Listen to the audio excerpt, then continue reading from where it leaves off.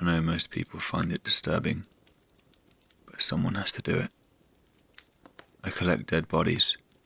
It's something I do every day, and it almost never changes. My colleague gets to the scene first to do all the prep work. I turn up a while later to transport them where they need to be. Not many people know about what I do, but my lack of conversation about it is not out of shame. I am proud of it, and I simply don't want people to view me any differently. Usually everything goes smoothly. I turn up, the body is already concealed in a bag, and I load it into the vehicle. The whole drive is just me and a body in the back, and maybe my colleague on some days.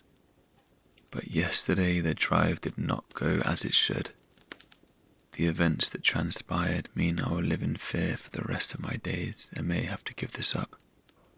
I turned up to the scene. It was a fairly large house on the outskirts of town. A guy that lived alone and never really spoke to anyone. My colleague had probably been the first person to step foot in that house, besides the man himself, in years. I myself, probably the second. The door had been left unlocked and I went inside the building. My colleague never leaves the body out in the open, for obvious reasons. Even if the death was outdoors, the body is moved indoors. Sure enough, as usual, a large blue bag full of bumps made the faint outline of a human. It takes a bit of effort to move it into the van, but no more than a few minutes. Picking up a limp, lifeless body is second nature to me. I've been doing it for years. I got the bag down in the back of the van and drove off, headed for the other side of town. It was dark out, and the roads were empty. This is how I like to drive. 5 minutes into the journey, I heard a groan from behind me. A raspy, shaky, agonized groan. It was loud and sharp, piercing through the sounds of the night. The fear that shot through me is indescribable.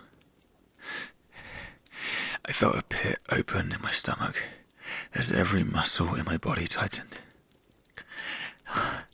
My hands jolted so hard that I nearly crashed, but I kept control.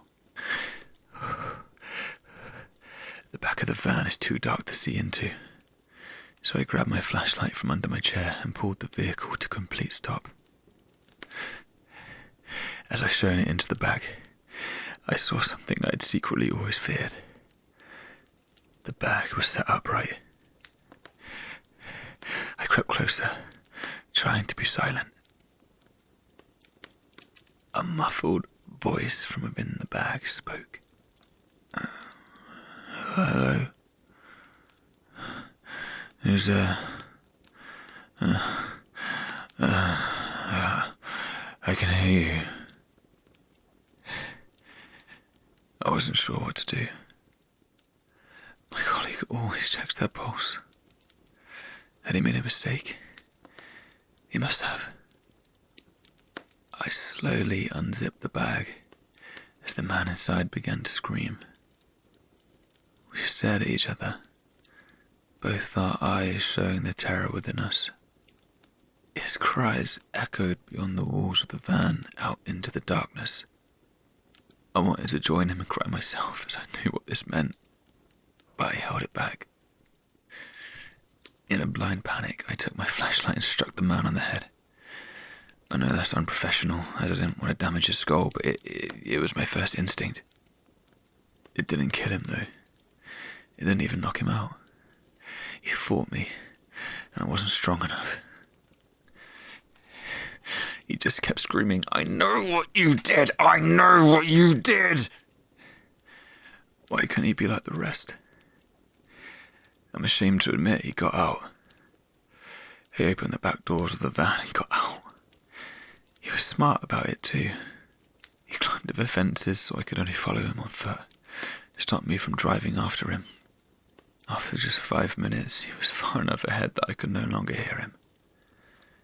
And after 10 more minutes, I knew I had lost him completely. I phoned up my colleague and told him. We were furious at each other, yet upset with ourselves. How had we both messed up? In my opinion, he's more at fault than me. He usually strangles them properly. Oh, he messed this one up. The flashlight to the head, even if it had worked, would have still ruined the skull.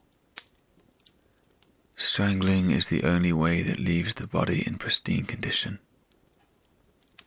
The way I like it. I didn't get to add this body to my collection, and for fear of being caught, I may have to stop my hobby of collecting corpses entirely.